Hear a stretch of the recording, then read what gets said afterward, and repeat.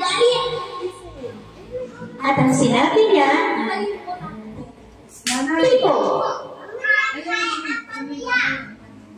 Pero ayaw pa rin kumain ng ampalaya ni Tipo. Sige, tatawagin ko ng tatay mo.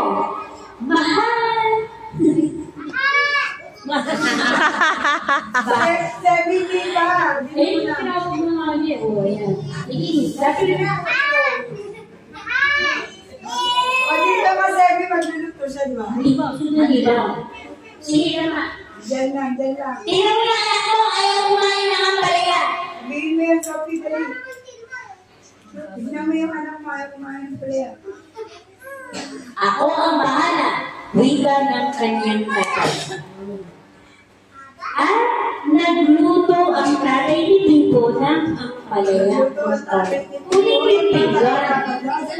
Kunin mo yung pinggan pag nagluto, ah.